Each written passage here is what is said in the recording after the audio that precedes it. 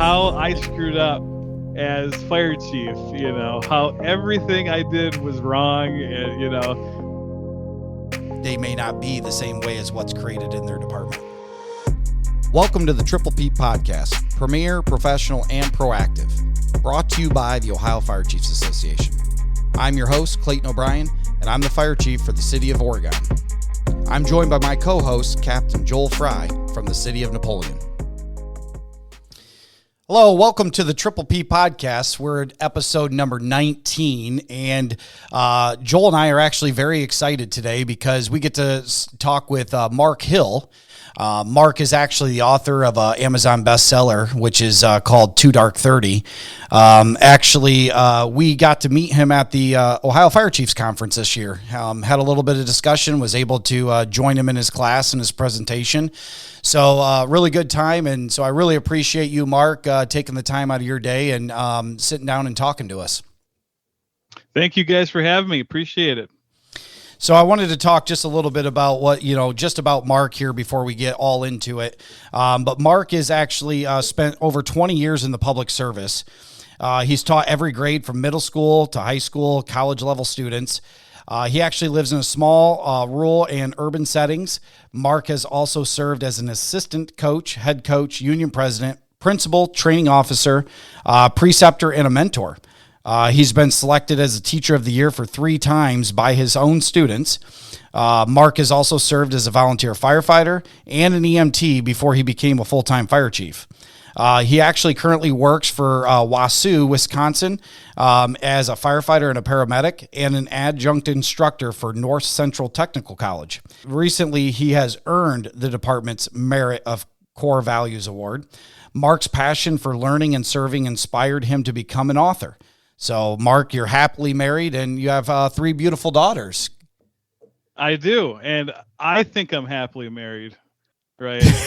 My wife may say, yeah, you've changed in the 25 years that we've been together. You're not the fun guy that I met in college. But I told her, I'm like, yeah, but now we have kids and like bills and things, so I'm a little more serious than I used to be. But yeah, that's usually how but it goes. I enjoy our marriage. I still love my wife, as much as I think she's as good, as great looking as she always was. So, I claim the happily married. Yes.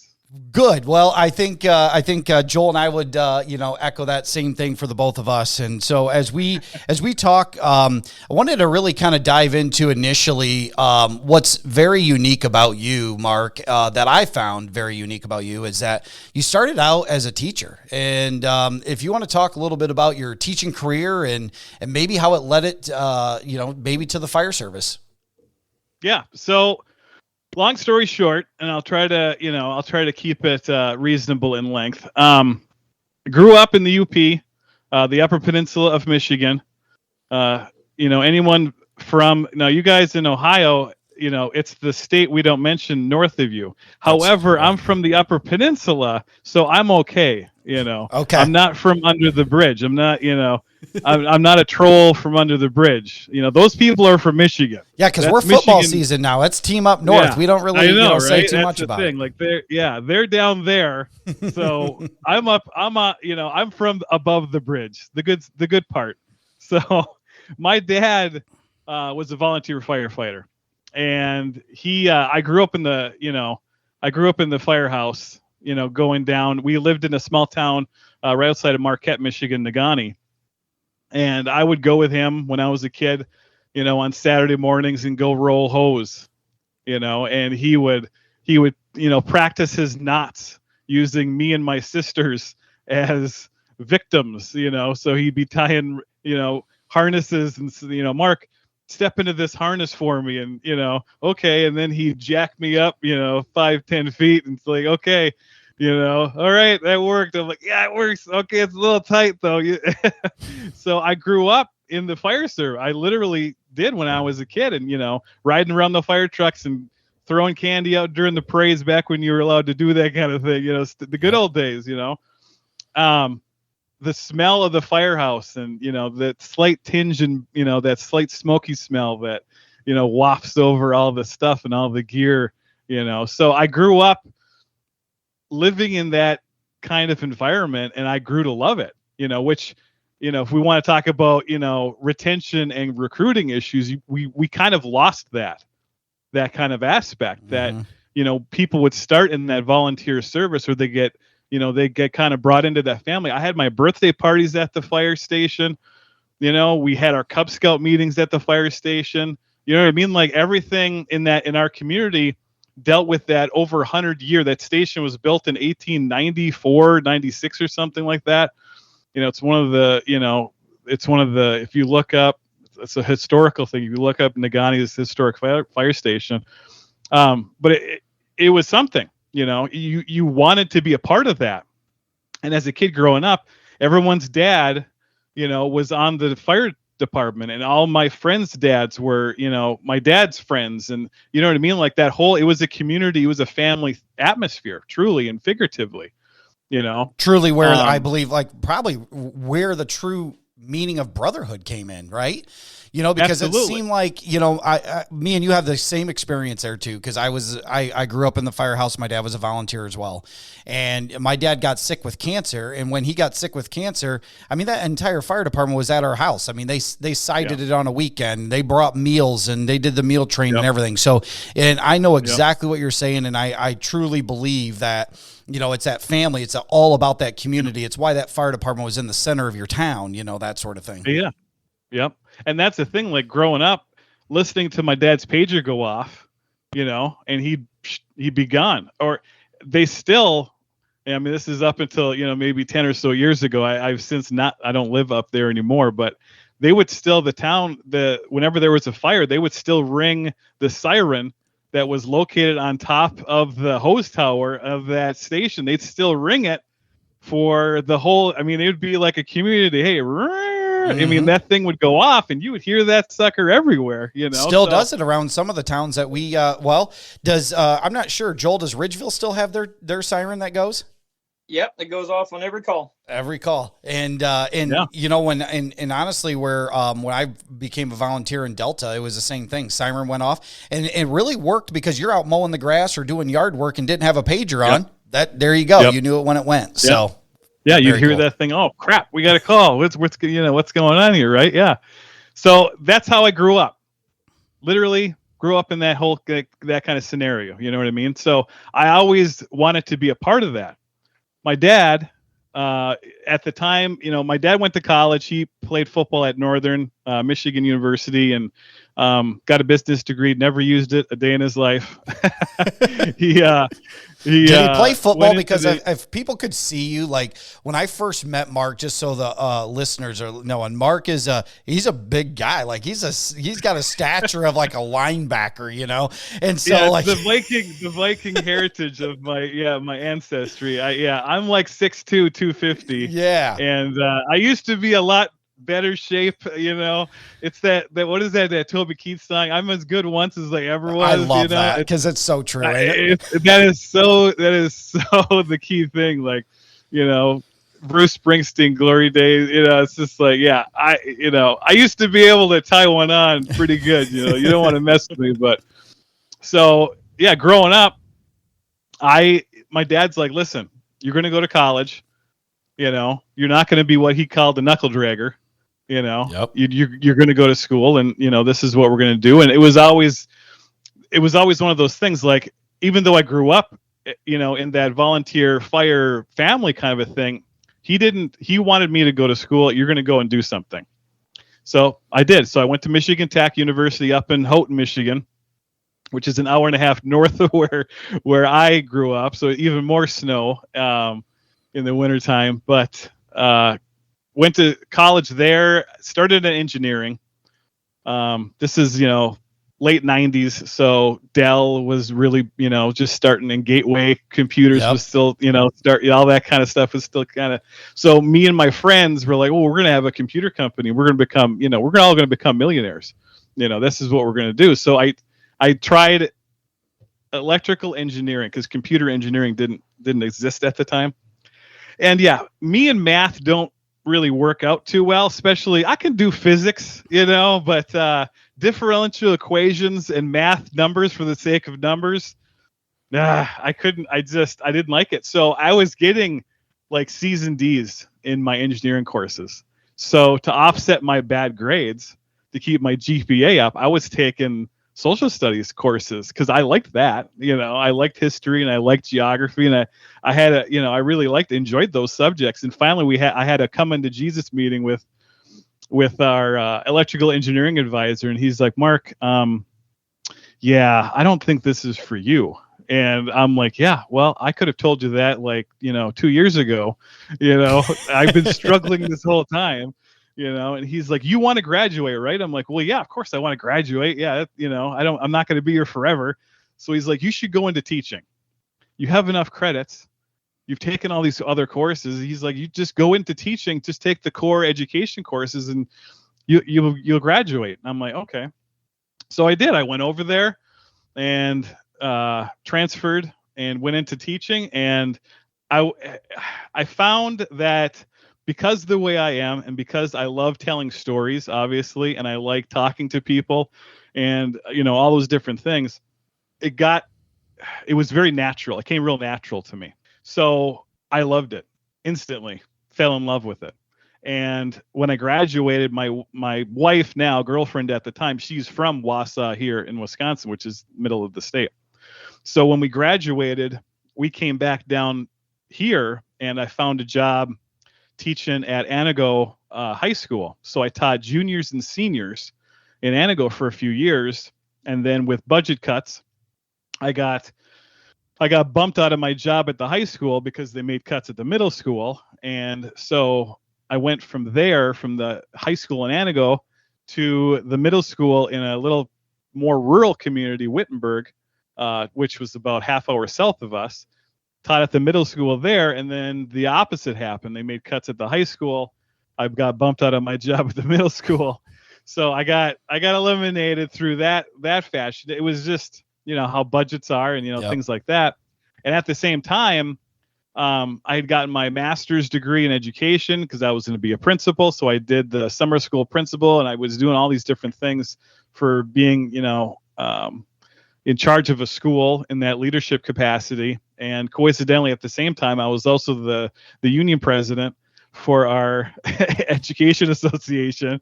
So that was one of those positions like, you have a meeting. I'm sure you guys have been in those meetings. You have a meeting of like 150 people and they're like, okay, who wants to be the president this time? And no one puts their hand up and everyone's looking around at each other like, who's going to volunteer? Who's the sucker now? Yeah. Who wants to take on, so it's just like, and then eventually it's like all kinds of eyes. Then you start feeling the eyes on you and you're like, oh crap, they're looking at me. Why? No, I'm not going to look up. I'm not going to look up. And then I did. And it's like, okay, fine, I'll do it. But I'll tell you guys if I'm going to do this, you're going to, so I was the union president and, which was a whole experience of dealing with contract negotiations, getting all that stuff figured out and worked out. And that's a whole different concept and that's a whole different topic for a whole nother time. At the same time, when I was teaching, I was a volunteer firefighter. So when I was in Anago, I was on Langley County Rural Fire Control. So we were 3 townships that came together, very rural. Total population between all 3 townships, I think we were just maybe 2,500. Okay. But we're talking like 100 and what was it? It was like 150 square miles that our territory covered. Wow. So now, say that name again. What was that name that you said? What was the name of the department? So the department's name was called Langley County Rural Fire Control. Wow. So we were 3 different townships that came together to form like a district. Mm-hmm. Yeah, they call it a district out here. I just never heard it as titled as fire control or that type of name. So. Yeah, I know that was the name. Yeah. Okay. Or RFC was what everyone called it. Oh, RFC is over there. So, but it was fun. I learned a lot. And it's funny. Like people always talk about, well, how different is it between a volunteer department versus a career department? And it's just like, well, we're all doing the same job. We're all doing the same things. I always tell people like the only thing that's truly different people expect you when they call 911 and they call you to come and help them. They don't care whether you're volunteer or whether you're career, right? They want you to come and fix and mitigate whatever problem that they're having. They could care less as to whether you're getting paid or not, right?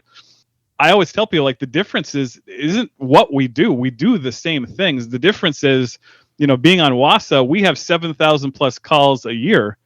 Most of those are EMS related. So I see the same call, most times, you see the same call 5-10 times a day, versus when I was on a volunteer department, I'd see that same call, but only maybe 5 times a month.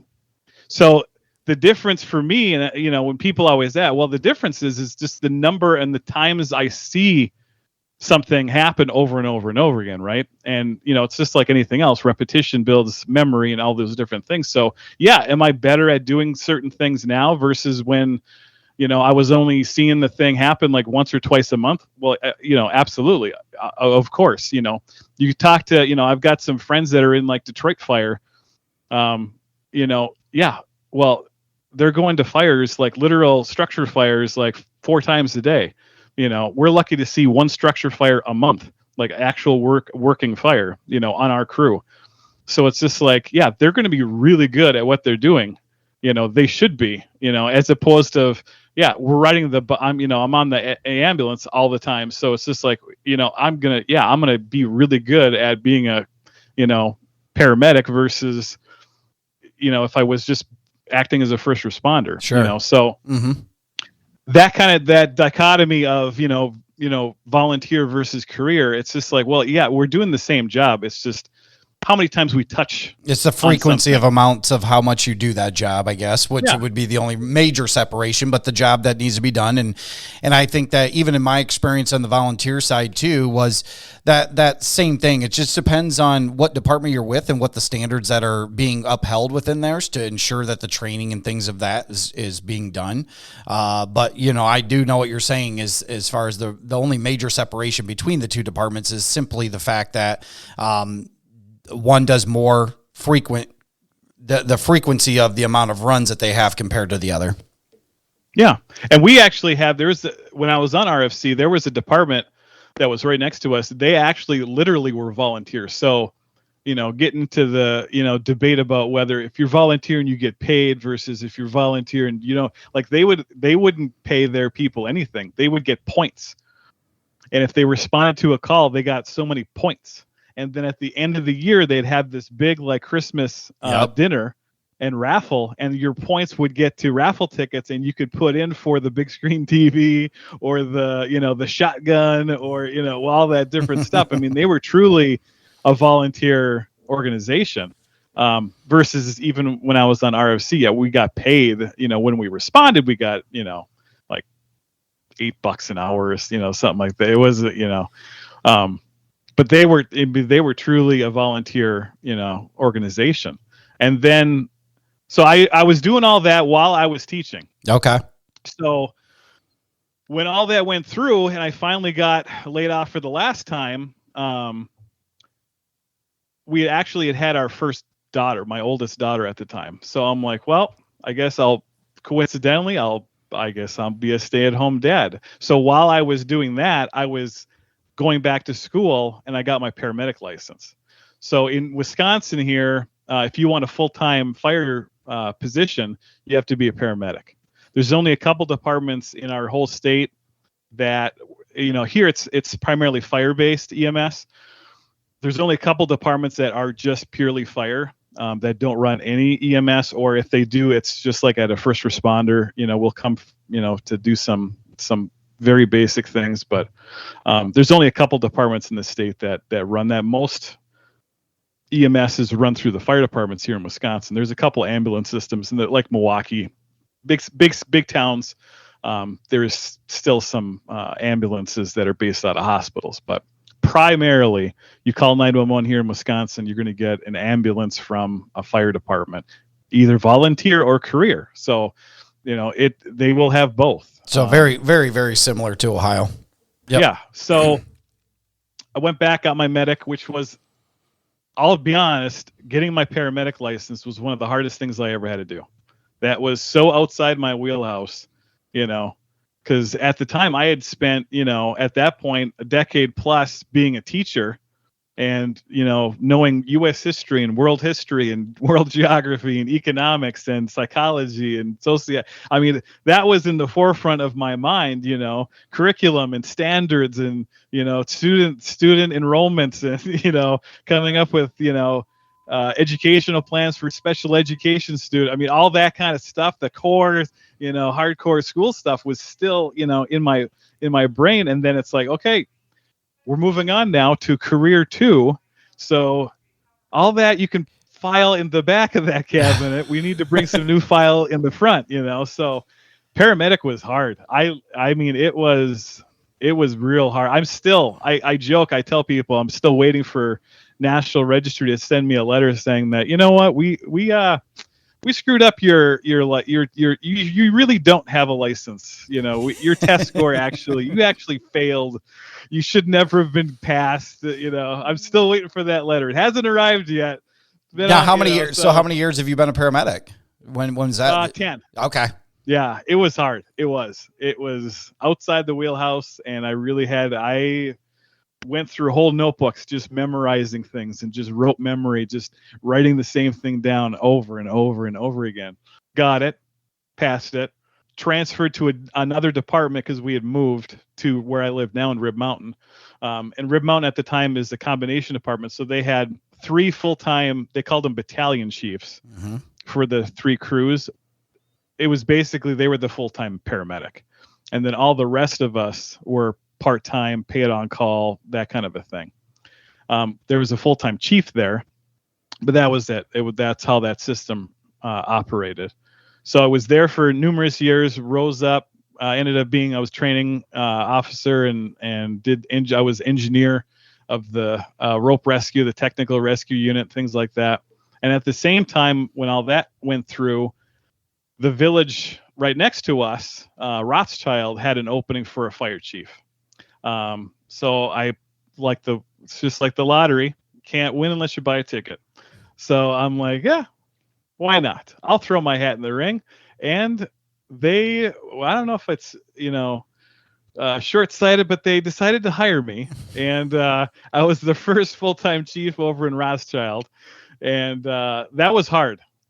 People always ask, like, well, what's your next book going to be? I should write a book on failed leadership, how I screwed up as fire chief, how everything I did was wrong. And, all the lessons. I learned a lot. I'll tell you, I learned a lot. I got a hell of a lot done in that office, but oh man, there are so many things, politics and all the stuff that went through, that people just, you don't know until you step in and sit in that chair.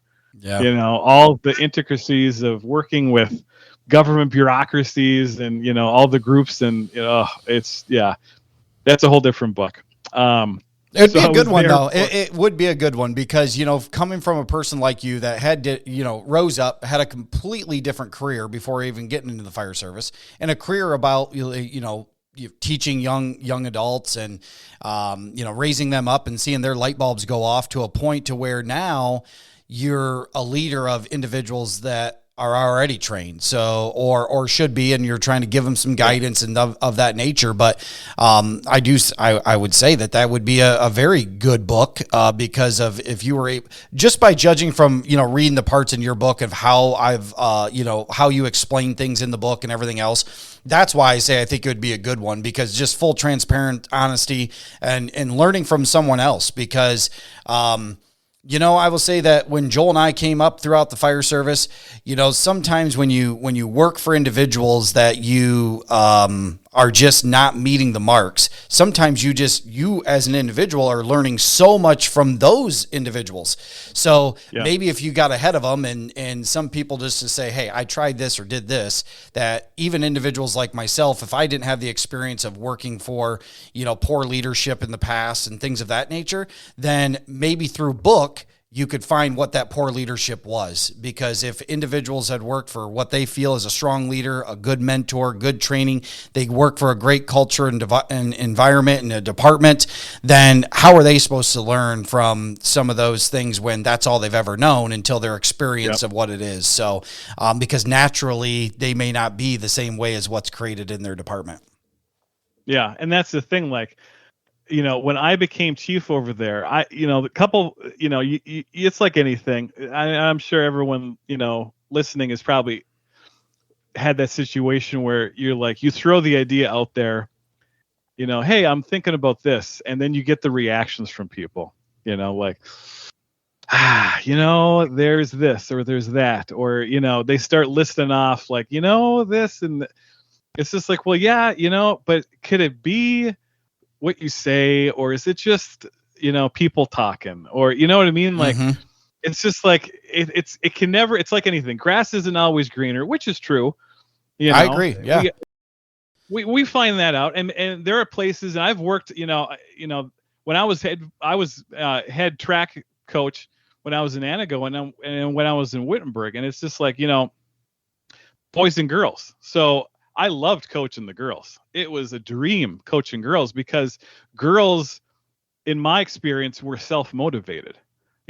I'd give them the workout. They'd all go do it. They'd come to me when they were done. They're like, okay, we're done with it. Do you want us to do anything else? I'm like, this is fantastic. Yes, we can do all these other things, versus when I was coaching the boys, when I was, football coach too. I mean, my voice would be gone because I would be yelling and screaming at the top of my lungs. And it's just like, constantly berating. I'm not surprised why you're that person. Why you would have to yell with your stature. Like, just like you just walk in and they should just be like, what do you want me to do? Yeah. And that's the thing. Like, I can bark. Yeah. If you need me to bark at you, I can bark at you, and my girls, I'll be, hey, and they'll be like, yes, what, and I didn't have to, so yeah, when I was teaching, I never had a problem with student discipline. Not one. not one time did anyone ever give me a lip, not once, because I'd shoot them a glare like, you're going to go there? Really? And that would be it. And it would be zip. Yep. Okay. What are we doing? Yeah. We're going to do this now, so. Okay.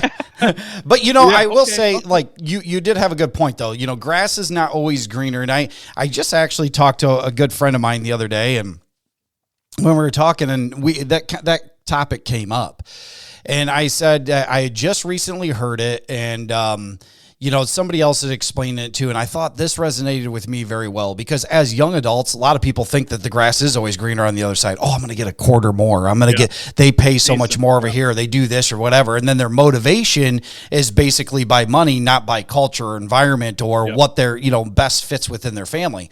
So what I held on to was grass is not always greener on the other side, but it is always greener where you water it.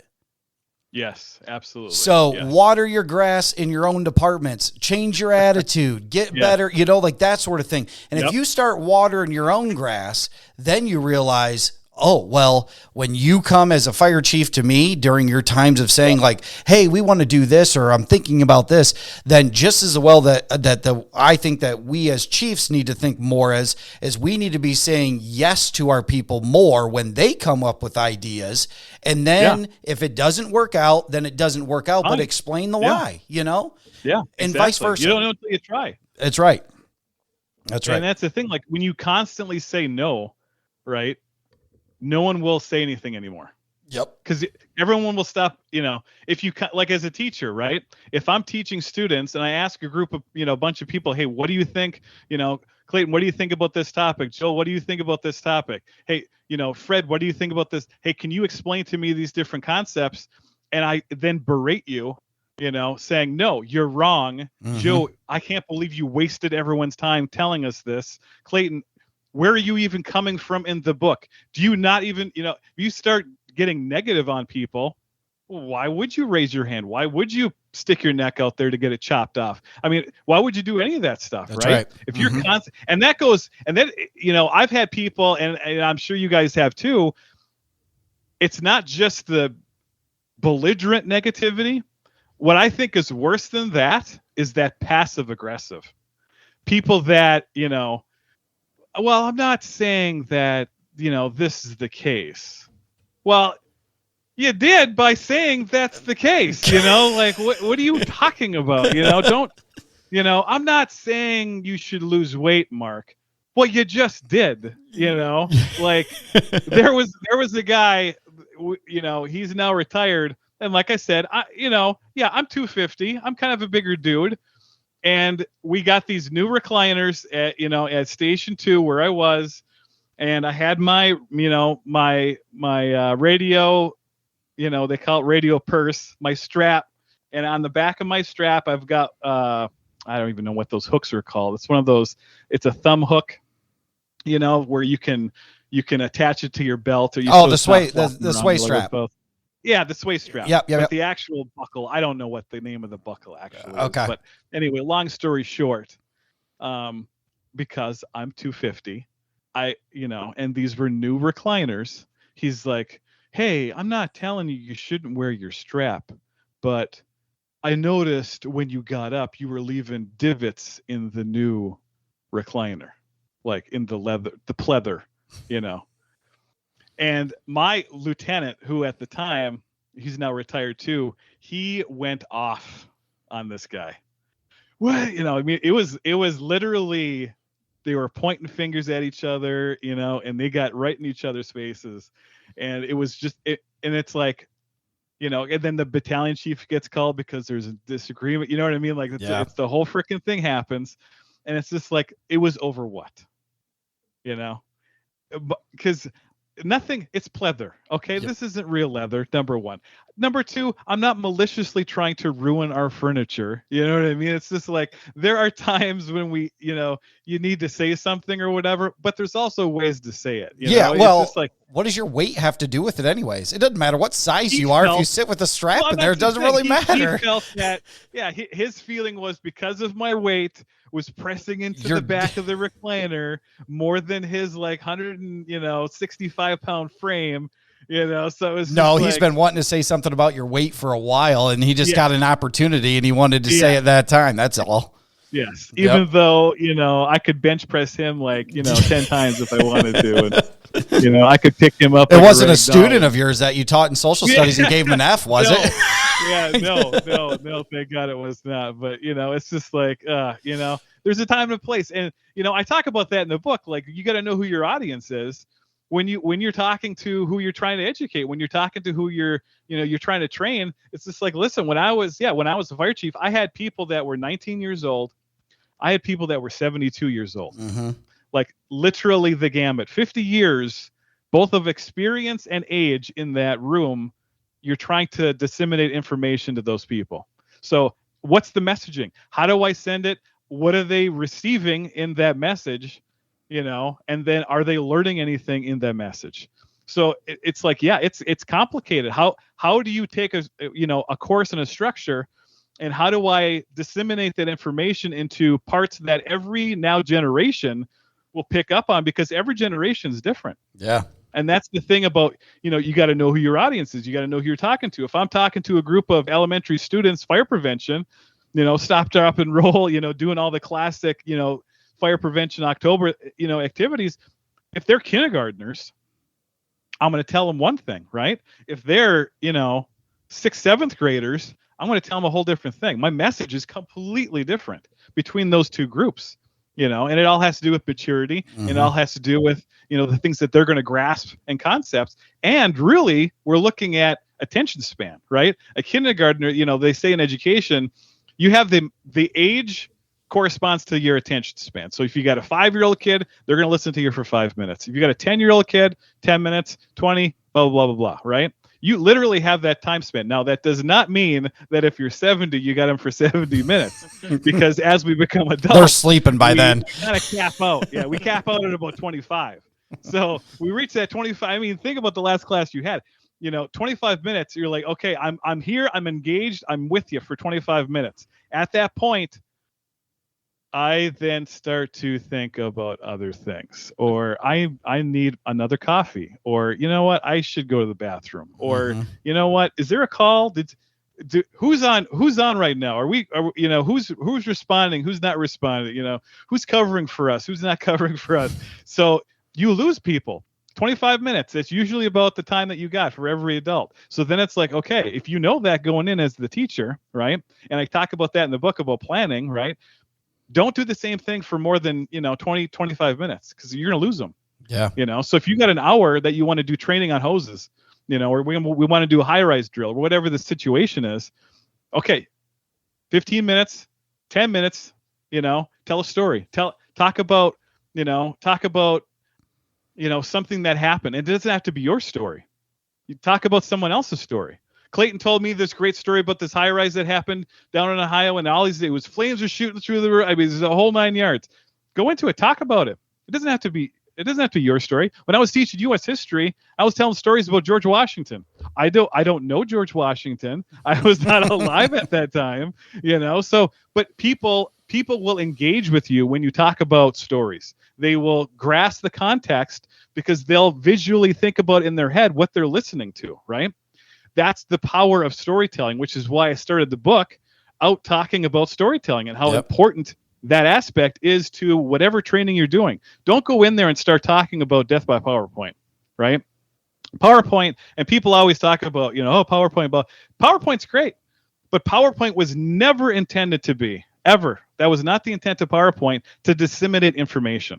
PowerPoint is there to change background and to keep you on bulleted points. That's it. And you know what I related PowerPoint to sometimes about death by PowerPoint, and I took a lot from your storytelling in your book too, because I thought it made some good points, as long as it's balanced with the stories. But the PowerPoint to me has always been like the crutch. Like if somebody's just going to sit there with their back to me or to the class, and it's been their crutch, it's like you haven't even prepared for the content, but for the time that you built the PowerPoint.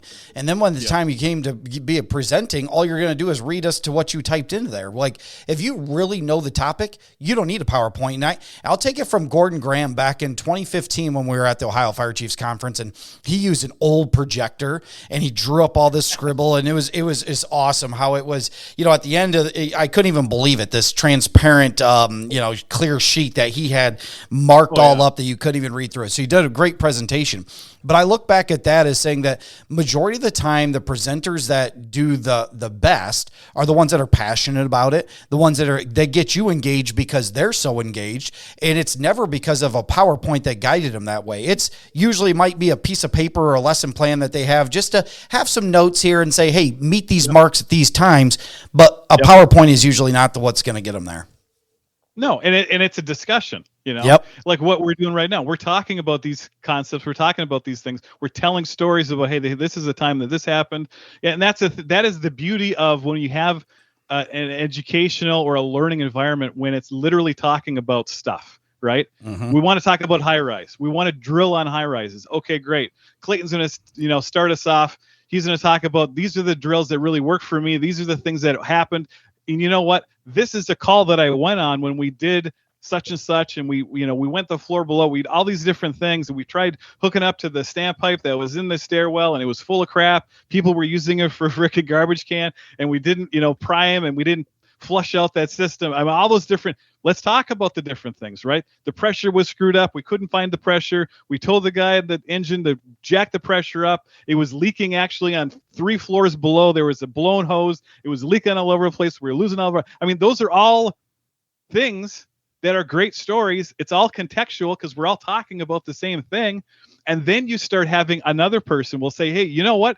Here's another time when this happened, right? We were dealing with this issue and blah, blah, blah, blah, blah. And then someone else will chime in. Hey, you know what else? This is also what happened. We tried doing the Cleveland reload and we tried deploying that, and it totally got screwed up because it wasn't packed correctly or blah, blah, blah, blah, blah. I mean, one thing leads to another, and that's a natural discussion, talking lecturing environment. Well, We're all learning from everybody else. And what's critical about what you just explained there, what's very critical about what you explained there is it was full transparency.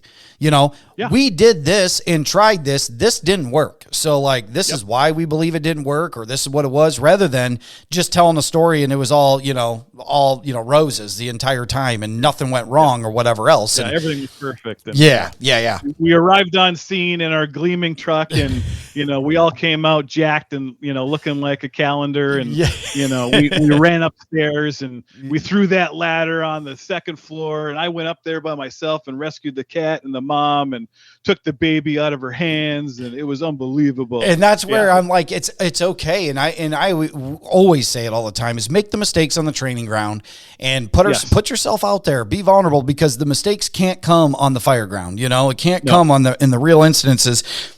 We need you to be the best. Yes. Well, that does really resonate with me too, with the death by PowerPoint kind of deal, because I'm a fire instructor, and I know Mark is, and Clayton, you're a fire instructor as well. And we've all probably popped open that IFSTA manual PowerPoint presentation for ladders, and you look at it, and it's 171 slides long.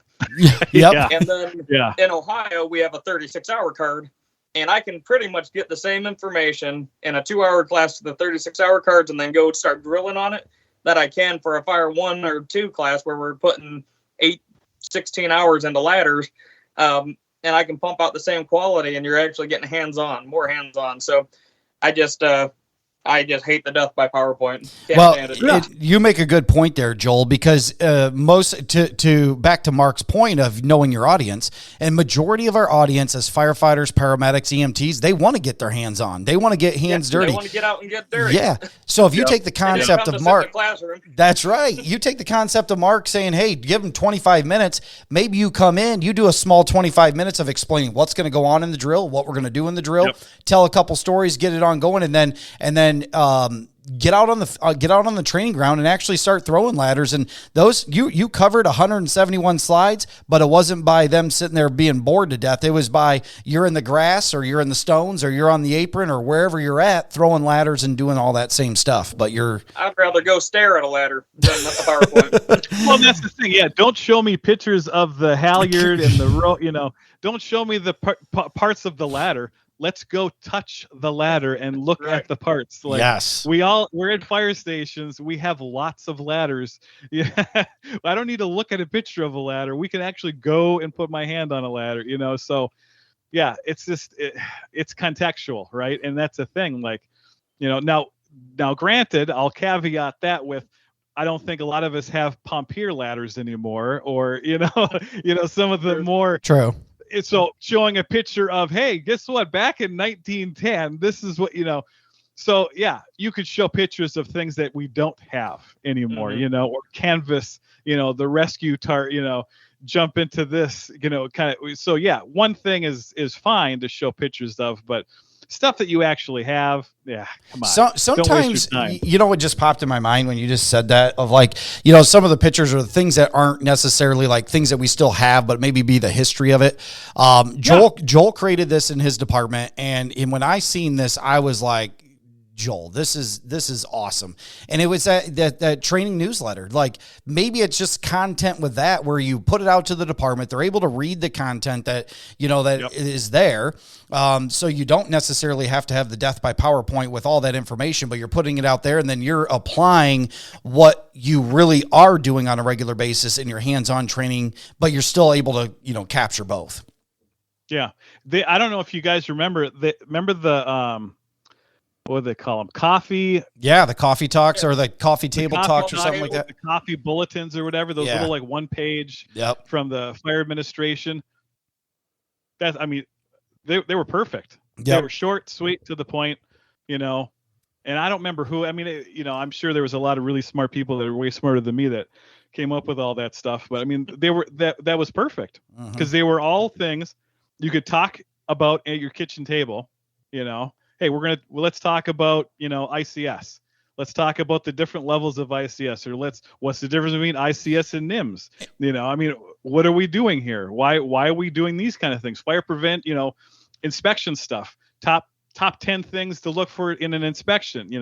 We don't have to go through, the entire book of, fire inspection stuff. And we because we're not going to remember all those different things. Right. And for all the training officers out there, that are listening, all those little coffee bulletins or those little newsletters from the training, all they got to do is get the conversation started. That's it. Yes. Just enough to get them to, hey, I read it, and then think about that, that probationary person, that less than 5 year, or even that veteran firefighter that just gets them started. So somebody asks a question to get them going, and that's all you're really trying to trigger. Yep. Spark that why do we do it this way kind of conversation. That's right. Yeah, and that's exactly right, because that's what everybody, what do they say in the fire service? We all love complaining about everything, but we don't like change, right? Mm-hmm. So it's just like, well, why do we do the things that we do? Well, this is why, this is what happened, here in Wausau. And I talked about when I was at the conference, our hydrants are opposite what normal hydrants are. Well, then it's like, the new people that start, when we go through, hey, we got to catch a hydrant. Yeah. I know how to catch a hydrant. No, you don't know how to catch our hydrants. And this is why. It's just like, the history is, this. And it's just like, oh, well, that's interesting. So it's just like, yeah, that's the institutional knowledge that you need to embed in all these people that start in your program and on your departments. That's the kind of stuff that you I'm not going to go into literally step 1, put your foot here to catch a hydrant. Step 2, take the 5-inch, wrap it around. No, we're going to go through it. Yes.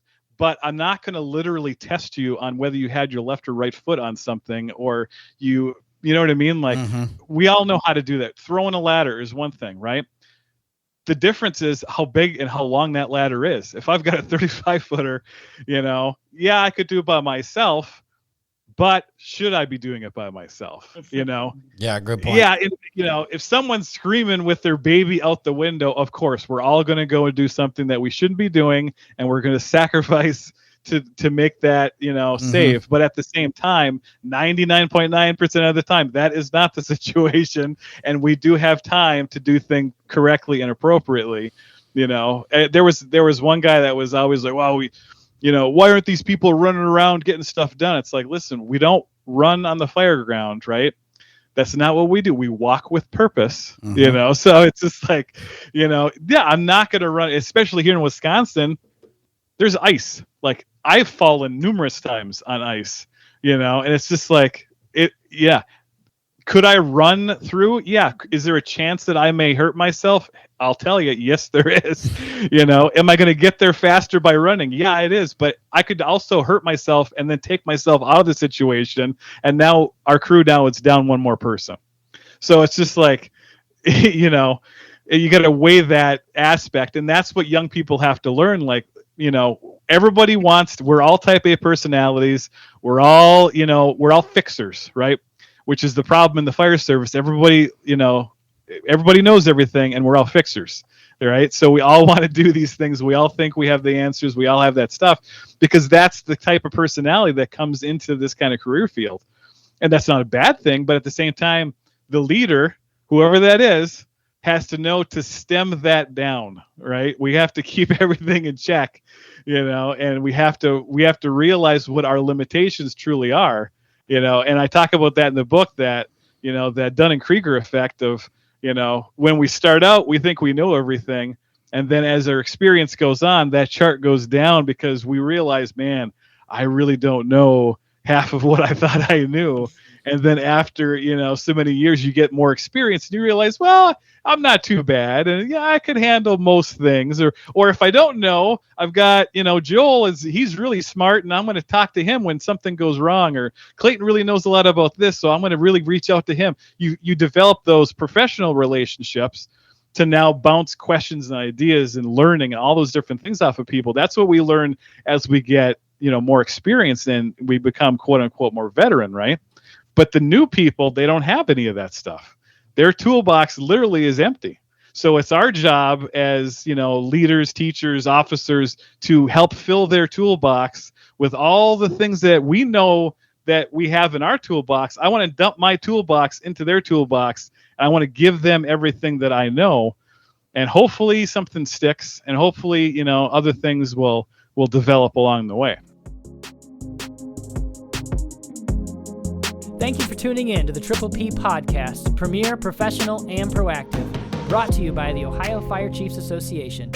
If you'd like to hear more, follow us on Spotify, Apple, Google, or wherever you get your podcasts. And if you feel so inclined, please help us spread the word by telling your fire and EMS friends about this channel.